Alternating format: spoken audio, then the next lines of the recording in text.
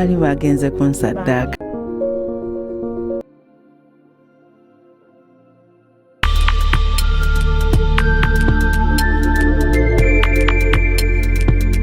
You are watching TV, The Father's Heart.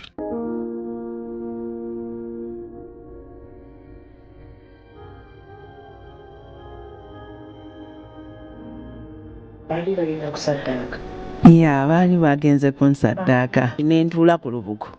Bwe nalutulako ne bagamba essaawa y'eno. N'agamba nzikize ettaala. Kati mukunkwata. Embooko nga bwe tutudde wano nga zikuba buli ali mu ssabo. Nga ziwuuma n'okumajuipa. Zipa! Lwaki mwalese omwana ono wano? Ne bagamba tugenda bakola kye mubadde mugenda omukola. Yankuba okukuba okunene nzenna n'enjubuka yubuka neŋŋamba kakati gwe bwe nva wano nja kutta n'abaana bo gwe nsookerako omukutta kino kyekisembayo ndiba mutemu sirikyuka ndibeeramu sirina njagadde sirina gwe ndabyeko bulungi ne basenga ne baani bonna ngenda kuba mutemu kati nenkula nga ndi mutemu nga ensente abukidde nga sirina wensulaalo nno nga nkuze nentandika kusulanga mu ttooyi ng'emisana ngenda ku kyaki n'ensaba.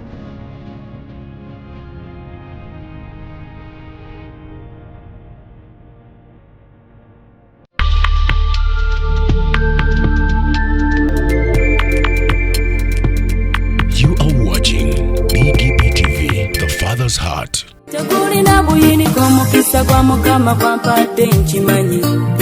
Obadde okimanyi nti osobola ofuna event planner and manager okuteekerateekera omukolo gwo gwonna kati osobola okumufuna nga mulokole obutafuna stress yonna.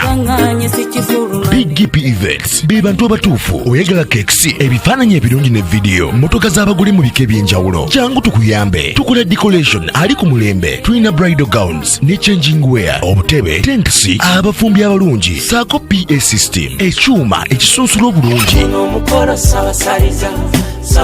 ate nga tukulira ne bajeti y'omukolo gwo ejja mu nsawo yo saakuba ashers baffe abali smart abataswaza mukolo gwo n'abogezi b'emikolo abalungi bakatumwa ate nga tusobola n'okukufunira reception y'omukolo gwo kati oyagala suuti makanzu agatwalibwa ku buko oba gomesi tubikufunira ku bisale ebirungi BGP Events bwetegeka omukolo tukuletera n'abayimbi abasanyusa abagenyi bo saako kukola selection y'ennyimba ezigendera ku mukolo gwo. Esimu 07758683 oba tusange Facebook page yaffe oba Twitter, YouTube ne Instagram. Blessed Charles, Blessed Gospel Promotions, BGP Events. Twewaayo for excellence, flexibility, time, integrity and hard working.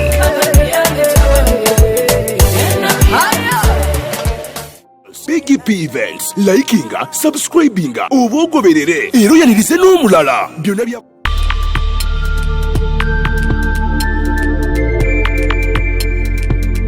You are watching TV, The Father's Heart.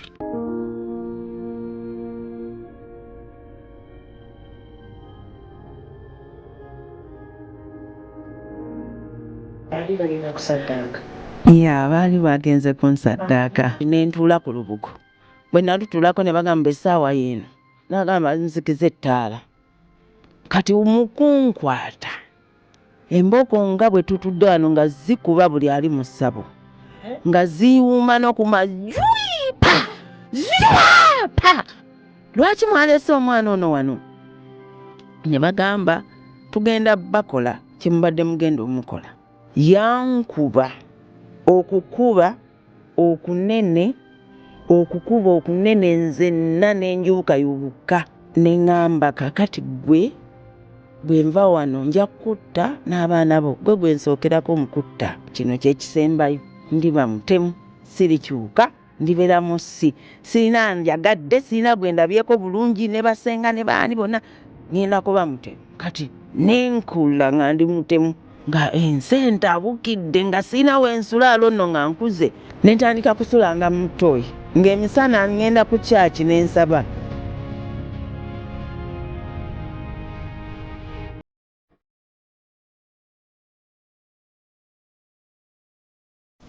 Prof yeebazibwa nnyo abatulaba ku BGP TV tuli wano tubabuusaako. Amannya gange nze Blessed Charles, ndi mulokole nsabira ku UCC. Omusumba wange ye Apostle Dr. Joseph Serumaga Lubwama, nga nno ye muzeeyi yaddira mu bigere, yali omusumba waffe mwenna gwe mumanyi Apostle Stephen Senfuma, Mukama gwe yatwala omwaka oguwedde mwezi ogw'omukaaga nga 26.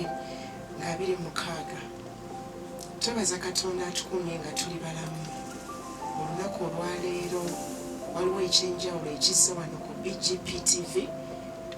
Tubadde nga tubabuulirako emyaka egiyise n'emyezi egiyise, naye tulina omukisa nti olunaku olwaleero Mukama ate akikoze n'atuleetera nze nga nze aleetedde omubulizi w'enjiri mukwano gwange maama wamanyidde emyaka kati 16 kuba nasooka okuwulira obujulizi bwe mu 2006 nali mu senior 6 y'obujulizi obwo.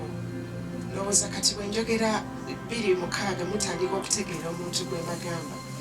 Mu studio ndina omukyala musumba Pastor Aida Nakasujja Nsereko, ajja kutubuulira byonna, agenda kutunnyonnyola obujulizi bwe bwatambulako mu bumanyi era twabutambuza nga ne ku YouTube channel yaffe bukyaliko, bulibeerayo emyaka n'emyaka gyonna Mukama nga bwali ow'ekisa. Era tuzze okuleeta obujulizi obwo ku vidiyo. Mukama akitukoledde. Obujulizi buno obutegeerako obulaba obwongereyo obuteeke wala nnyo, era Mukama ajja kuwa omukisa, ojja kuba obulidde wamu naffe. Era mu studio twatuuse dda, siriimu nzekka, ndimu n'omusumba David Mulungi Villa Rock of Ages agenda kutweyanjulira, ate n'omugenyi Pastor Aida. Bombi abantu bano n'abaleese kubanga namanya Pastor Aida okuyita mu Pastor Mulungi, era okumulabako physically namulabira ku Rock of Ages ewa Musumba Mulungi. So kinavudde mbaleeta bombi tusobole okubeerako ne betugabana, oba oliawo n'obujulizi tubuddemu, naye nga ku luno Musumba Aida mulabako kubanga bangi mumunoonya temumanyi wa gye musobola kumusanga. Wuno tumuleese ku Blessed Gospel Promotions TV, online TV eno abatufollowinga akwetuli. Programu eno ekutuusibwako era aba Blessed Gospel Promotions.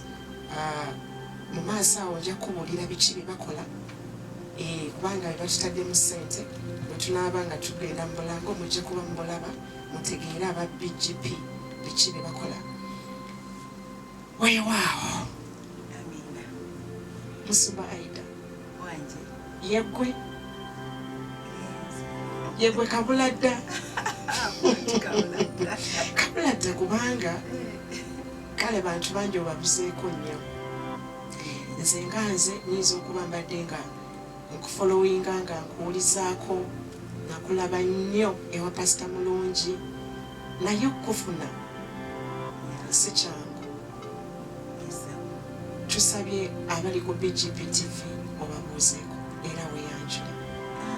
Mwenna abatulaba ku BGP TV,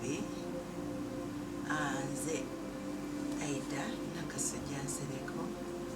Mukama waffe agulumizibwe abali mu Amerika, abali e Saudi, yonna gye muli babuuzizaako. Ekitegeeza tobeera mu Uganda, mpulira oyogera Canada. Ebiseera ebimu mbeera Canada. Agenda maaso. Yesebo. Nebaza Katonda olw'olunaku luno lwakoze, ate sirema kwebaza nnyo omukulu Blessed ono nga bw'abagambye nti anoonyeza nnyo ne ttiimu yonna okutwaliza wamu Mukama banaye abawe nnyo omukisa olw'enjiri gye mubuulira, okufaayo n'okwagala kwe mulaga ne mutunoonyaako ababuze. Mukama abawe omukisa. Yesewo. Toyanziza. Era tuli mu studio n'omusumba gwe nabagambye bwe nalabirako Pastor Aida, amusumba mulungi era kabeere ng'atweyanjulira era agenda kuggulawo n'essaala y'obujulizi bwaffe nga tutandika.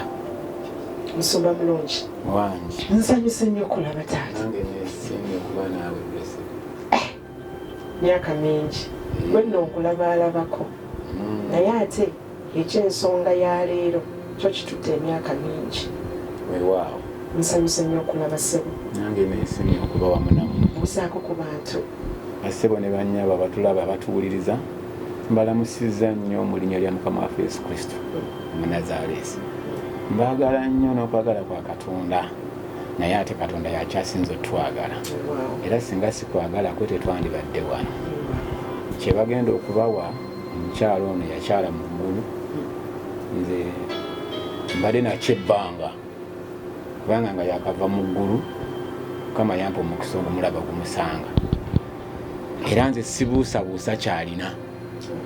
Mpozi bangambye kubabuuzaako naye nyina kubasuulayo kana kagamba agambe nti nze we namulabira nekiyava nakyo mu ggulu nali nkooyo obulokole nga mpulira sikyeyongerayo, naye okudda kwe mu bulamu kwannyamba nnyo n'okuba nti kati ndina musumba. Luli saalina musumba.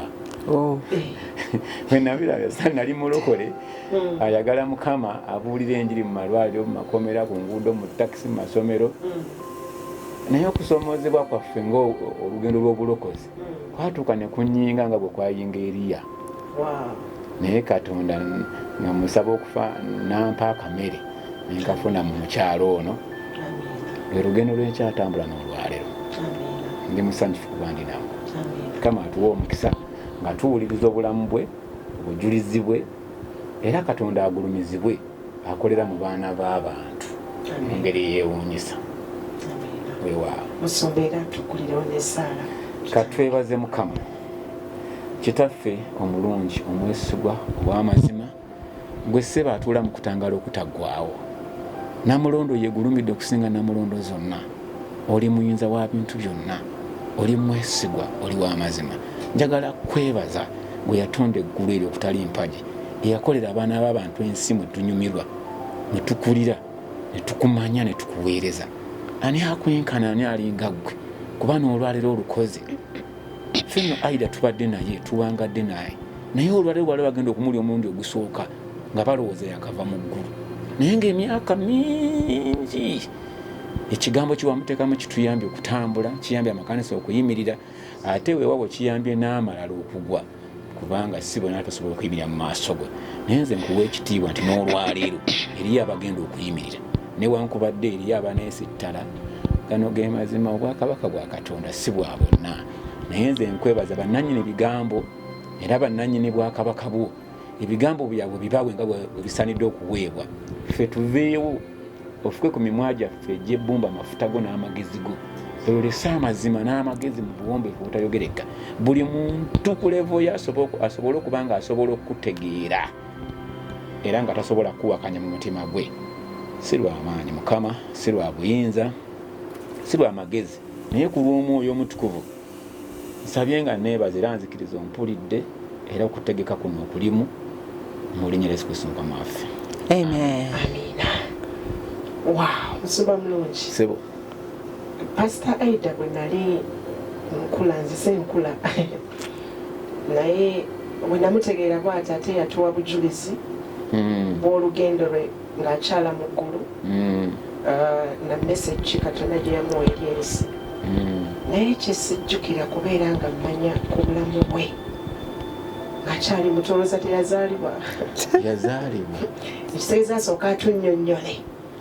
Ebwo obulamu ffe yabutubuulira kubanga ffe twamufuula kamere ku rooko, twamukozesa nnyo kati bye mutalina ne bye mutalina ne bye mutamanyi ffe tubirina. Obulamu bwe bunyuma Katonda atujja wala, era nja kusaba yaba abunnyonnyola kubanga nze wadde mbumanyi sisobola kubwogera nga yatudde awo nannyinibu naye nga bunyuma busoomooza. Nsumba Aida. Wanki. Twagala tutegeere nga tujjako n'akapasita. Suubira nga pasita. No. Twagala okuddayo ku linnya lino Aida lyajja litya?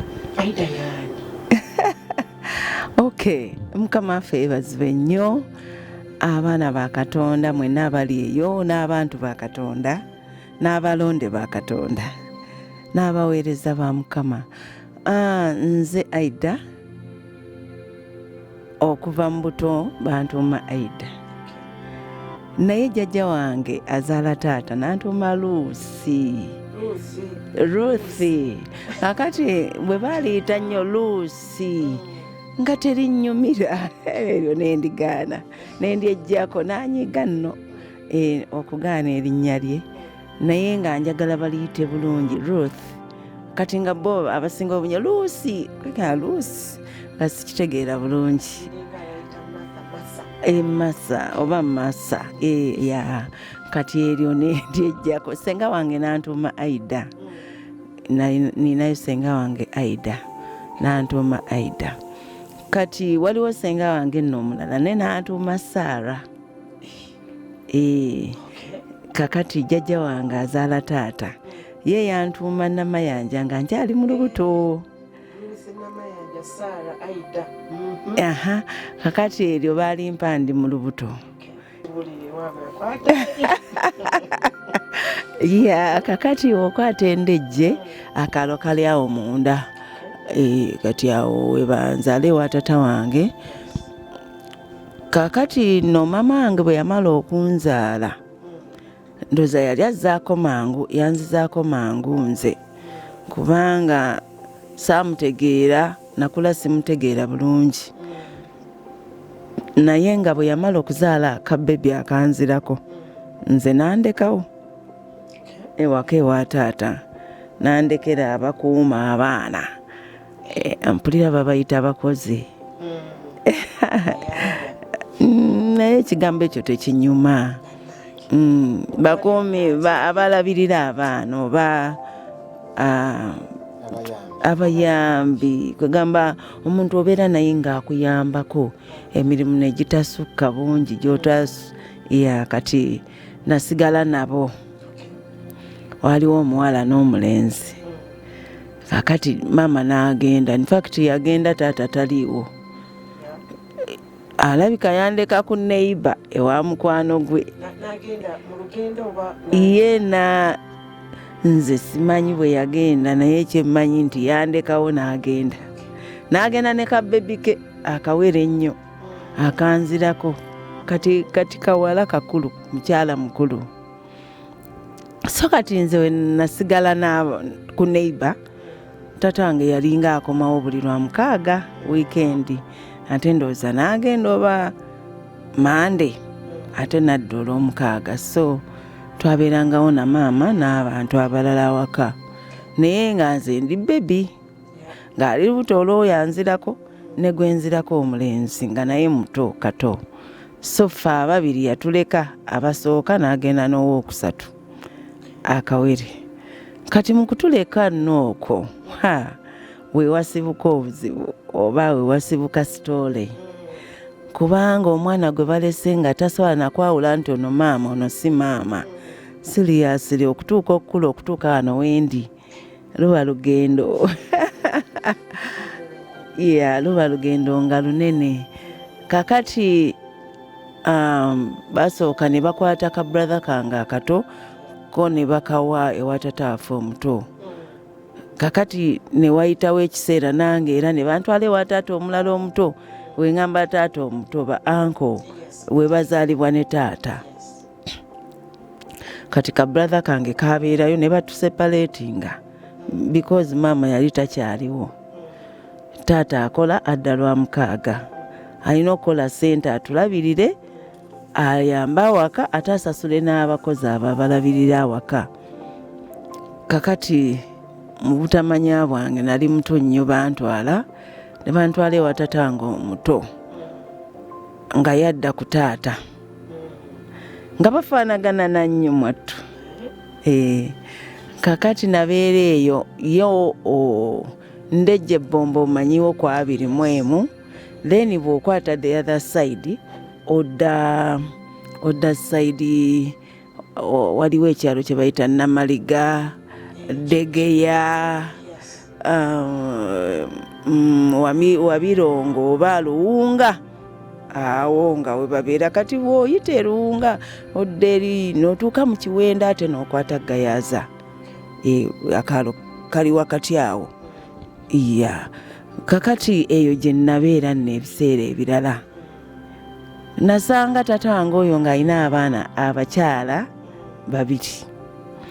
Yalina omukyala omuto nga ye akyalina abaana abato nga ye azaala kumukumu nga ye muto. Kati waliwo omukyala omukulu nga ye yazaala abaana be 3.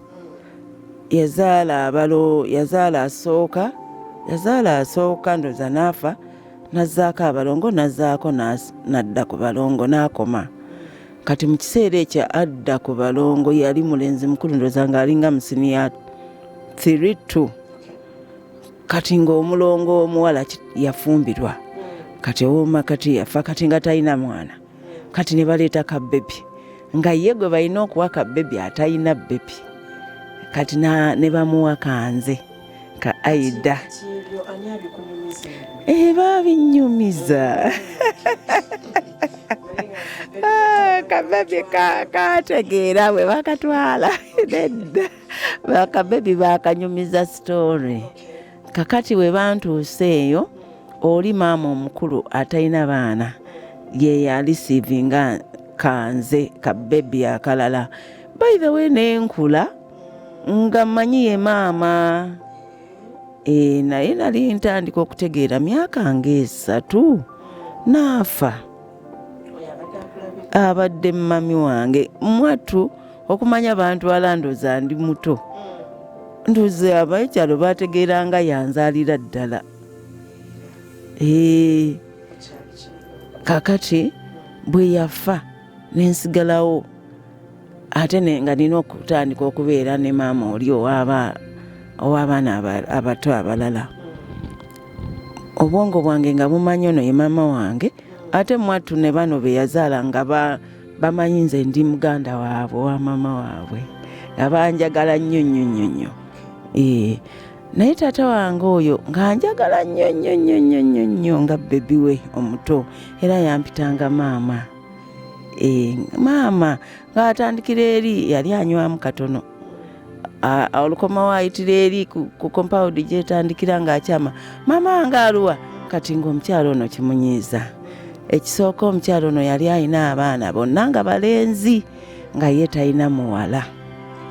Kati obusungu obwo bwonna n'ekirala olw'okuba ndoza nali ku mujja we, oba naye yakibiriivingira ddala nti oli ye yanzaala. N'ankolamu omulimu. Yampisa bubi, yambonyaabonya, yankubanga, yansiibyanga enjala, yanvumanga agagambo. Nali muto, kale ebisooka saabitegeera nnyo naye nagendanga nkula. Kati ekiseera ekimu bantwalangako mu basenga bambi nga ndi muto nnyo, ate n'oli alina abaana bangi ate ndowooza tanjagala na bulungi. So bantwalangako mu basenga. Senga omulala yajja n'antwalako. Naye ng'era naye alina abaana abato, kale alina abakozi. Naye era senga naye ng'alina sijjaga obanja okukyogere ntya, naye ng'omwana omuto saalaba laavu. Saagiraba kwegamba nga ndi awo bwe ntyo. Era ebiseera ebisinga neegombanga nnyo okulaba maama wange seriously. Nga ngamba naye maama wange, kubanga bwe bakutwala ewasenga era naye aba maama alina abaana be abato abakuddako abakusinga ne bwe mwenkana ne bw'osinga. Naye ogenda okulaba nga n'abakusinga babatwala nti bato ku ggwe kubanga bo bali ku maama. Kati gwe atalina maama ng'obeera okiraba bubi n'ogamba yenze maama wange yalagawo atadda kundabako. So kyandeeteranga okuyimba obuyimba bwange nga bwenkaaba amaziga akabrese kyali toyagala okuwulira akayimba kange nakayimba nga nenkaaba nnyo nedda sikaaba nakaaba nga negamba maama ali luddawa bagenda mumulabeko ali luddawa kati buli kyalo kyemmanyi nga nja kiyimba nali mmanyi eruweero kati nga maama ali luweera bagenda kati nga ninga atuma buli omuntu bambi mugende mumugambe gye ndi ajja ndabeko naye teyakomawo maama ali nakaseke timiina oba bwawo bwe nali mmanyi obwalo nga mbuyimba kati olwo ebyokusoma bantandise okusoma ku kasomero akaali okumpimpi awo essomero baliyita era Luwunga Primary School sijjukira na bulungi taata wange omuto my dad taata wange Rio bwe bandeeta eno nga bambi era olw'omukaaga olwo ajja n'aleeta ebintu yaleetanga buli kimu n'aleeta sukaali emikebe gy'amata engoye engatto obuteteeyi obulungi obupale naye nga lwabireese bw'ati n'obiraba kale bwe natandika okutegeeramu ebyobuto saabitegeera naye bwe natandika okutegeera nga mbiraba n'ensanyuka taata wange azze ate bambi n'agenda ng'alina okukola jjukira ate alina n'okutwala eri brother wange nayiko gye baakatwala ate alabirire n'awaka ng'azireeta zonna buli kimu natandikira mu Luwunga Primary School simanyi ndooza yali Luwunga Primary School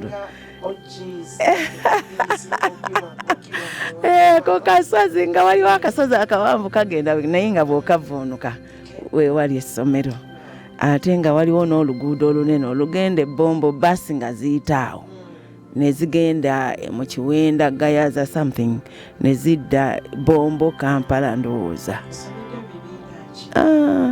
okuva we nali omuto ndowooza oba waliwo nasale I don't know ne ntuuka mu P3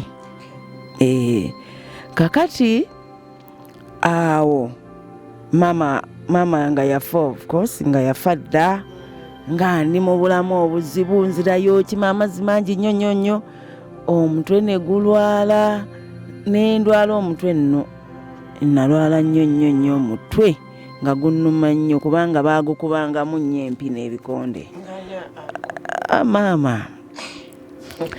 nakukuba nakuvuma nakukola ki ate nga n'abaana bali kwegamba nze ninga ddole gye bazannyisa oli bwakusanga otudde n'akusamba tteke teri agamba ne bwaleeta kibooko n'asabula teri anyega okitegeera kwegamba nga tewali afaayo naye senga awo ate najja nzijukira waliwo olumbe lwa jjajja waffe jjajja wange azaala muganda wazaala bataata abooluganda abo yafa ng'abeera kumpi bamuyitanga Mawaate kakati bwe yafa basenga nga ab'ekika bwe bakuŋŋaana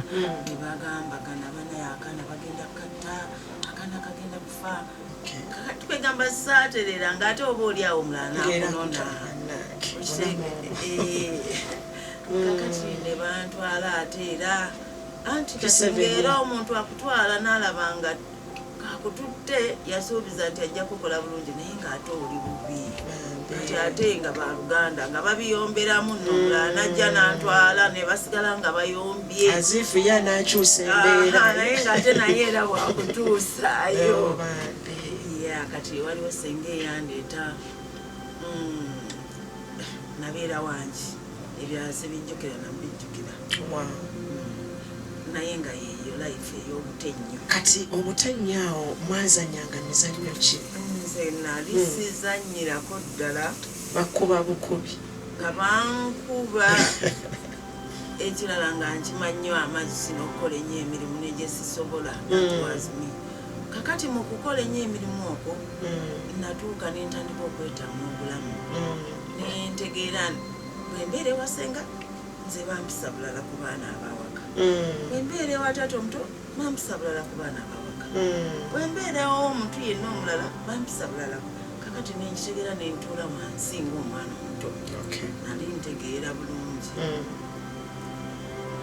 neŋŋamba naye kirabika nze siri mwana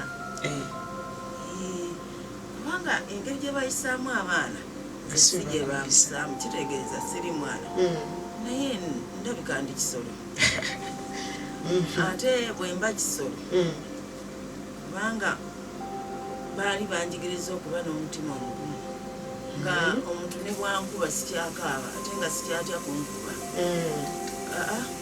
nga sikyatya kunkuba kati gwe nga bwonsuubiza okunkuba oba omaze oyagala migga emeka ngireete ankwata ejjambya nga ngenda nninnya n'omuti nga nninnya nnyo emiti nga tewali muti gunnema katobanga nange nakyuka engeri gye bampisaaembeera kakati nengenda nendeeta emiggo nakubanga nagamba mu nsolo ndi mpologoma bwemba ndi nsolo siri kanafu kubanga mu maaso eyo ngenda kubeera ekintu ekyomutawaana nina kubeera mpologoma ensolo mu magezi gange ag'ekito nalowooza empologoma wazirabako wagendako muzu obwongo bwange nga mpulira boogera empologoma nengamba kirabika kabaka w'ensolo nze ninakuba mpologoma lwaki nsalawo okubeera empologoma kubanga nali ndabye nga ku nsi tekulyanjagala n'ebivumo bye banvuma kati omukyalo oli yanvumanga nnyo nagamba kirabe kisiru by the way olumu nagendanga mwekuya maama ngamba maama ng'abalala bwe bamwyita nantunulira nagamba tomaamiza siri maama wo ekigambo ekyo nkiwulira nnyo ne ku mulembe guno kikyaliyo really maamiza muli bannanga abatamanyi kyakukoze ekintu ekyo nga kimenya tomaamiza mu nsi nze nga simanyiyo maama kati nga njagala n'okuba bowe bamwyita naayita babawulira batya kati nga njagala okufiiringa good nange nemusembererako nange nfune bulaavu gyendabaawa bali nange nengenda muga maama tomaamiza kyala ekigira ebiiso nankuba just kuyita maama kati olw'embeera awo abazadde abulokube bintu bizibu tebakututengako mu bintu ebyo ebyamasabo bazadde bo baali bulungi taata wange saamulabangako nnyo kintu naye nga balina buno obubbo bw'omu bitanda nga taata wange ekirala yalina bino ebya anti yali Ssaalongo tomamanyi abo babeera n'embuga enyingi nga bazizinga kati ekiseera kyatuukanga ngoba waliwo abagenyi abazze basenga baani nga bajjayo ekyo embuga ezo ne babyanjuluza nga mulimu ebintu bye baasibanga enkata nga kuliko obututwa bw'emiguuti okulala kuliko nga butaano nga bolaba ekikata bwekiti kyebasinze kati nga kuliko nga kimu bibiri okulala kuliko bitaano okulala kuliko bina nga bingi nnyo mu miguga ati bwe bamala okukola bye bakoze bateekamu obumwanyi Ssaalongo simanyi biki biki ne basibako ne bawanika nga waliwo ne bawanika eyo kati ebyo nga babirina mu nnyumba yes naye nga tewali ssabo saalabawo ssabo naye ng'ebyo kamanyi ndooza biri nnomo mu bantu buli omu abirina kubanga baatululaga nga nti se nomo life oba Ssaalongo abazaala abalongo babeera nabyo abali ku BGP TV tukyagendera ddala mu maaso tuli mu program My Journey olugendo lw'obulamu naawe ali eyo tujja kuleeta olunaku lumu otubuulire olugendo lw'obulamu olwo lwali lutya era mu studio ndimu ne Pastor Mulungi David ne Musumba Pastor Aida amaze otubuulira obulamu bwe obw'ekito mumulabye obujulizi twagwamu bwe nga tetumanyi engeri gye katojja connectinga bulungi olabe omukyala gye yava naye nga abatuteekamu ssente mu programu eno ye Blessed Gospel Promotions abo nno bakozi ba mikolo bategesi ba mikolo bateekateeka emikolo buli kyonna kye weetaaga bo bakirina era bakikolera ate nno ku bbeeyiyo n'osobola okubeera nga naawe otuukiriza ebirooto byo. Kinansabye atubuuliremu kaawo baali baagala musaddaakira kibamusanga wayali alirudda wayali alaga wayali akola kino ekirala ajja atya mu Kampala kubanga gye bigenda okuggwera agenda kutulaga nti mulokole abeera mu Kampala akola mirimu yava atya eri ewammwe gye mugambye Luweero n'ayingira Kampala ng'omwana omuwala n'alokoka ati Musumba Aida wanje baali bagenda kusaddaaka. ya baali bagenze kunsaddaaka byampuna omanyi Oluganda bagamba byampuna nga nanyinimu yabbye enva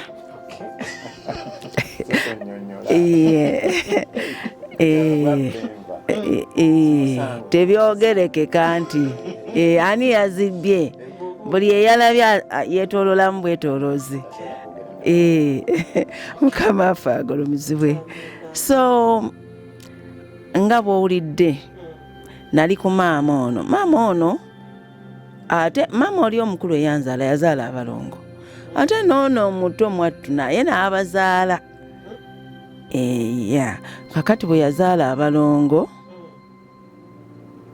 yali yajja okufumbirwa mu maka ga tata nga yajja n'abaana gye yasooka okufumbirwa kati abaana abo nga bali 5 oba 4 sikyajjukira nnyo naye abaana abo yajja bwe yava eri ewa bbaawe oba bbaawe yafa kati nga ye taata ne yeewasiza namwandu yali akyali muto n'amuleeta mu maka ge mwe yalina oli omukyala omukulu eyafa nga ye takyazaala kati namwandu yali akyazaala nnyo n'azaala baganda baffe era gye bali kakati mu kundeka naye n'addamu n'azaala abalongo abalala wano ewa taata so nga ate yajja n'abalongo abalala be yazaala eri awasooka kati yali naalongo emirundi 2 kakati kati jjukira taata yali n'abalongo abooli abasooka emigugu gy'abalongo ate noono naye najja nanti buli we bazaala nga basiba ekirala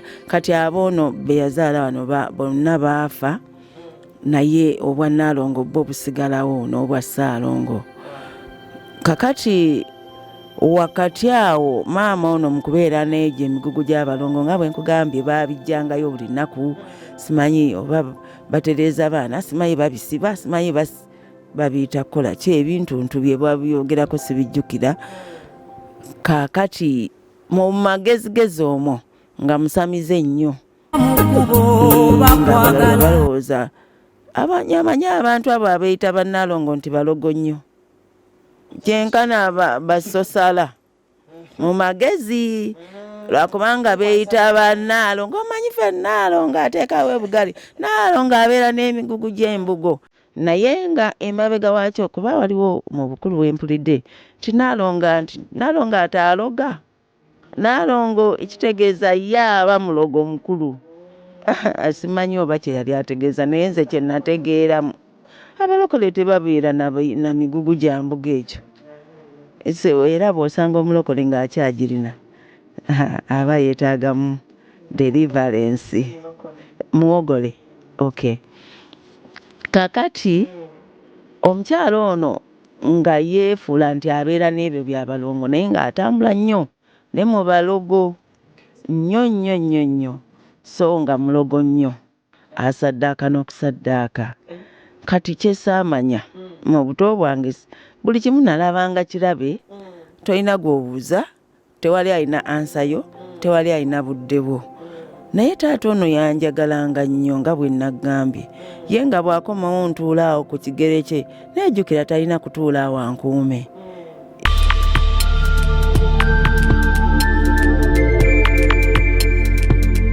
You are watching BDP TV, The Father's Heart.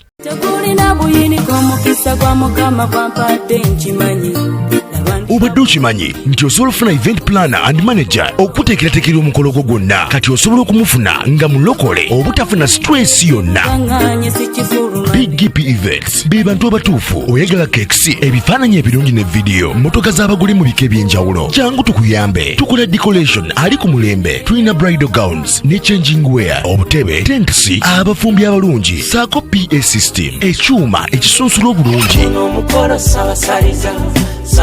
Ate nga tukulira ne budget y'omukolo gwo ejja mu nsawo yo, saakuba ushers baffe abali smart, abataswaza mukolo gwo n'abogezi b'emikolo abalungi bakatumwa, ate nga tusobola n'okukufunira reception y'omukolo gwo. Kati oyagala suuti, makanzu agatwalibwa ku buko oba gomesi, tubikufunira ku bisale ebirungi. Big GP Events bwetegeka omukolo tukuletera n'abayimbi abasanyusa abagenyi bo, saako okukola selection y'ennyimba ezigendera ku mukolo gwo. Esimu 07758683 oba tusange Facebook page yaffe oba Twitter, YouTube ne Instagram. Blessed Charles, Blessed Gospel Promotions, Big GP Events. Twewaayo for excellence, flexibility, time, integrity and hard working.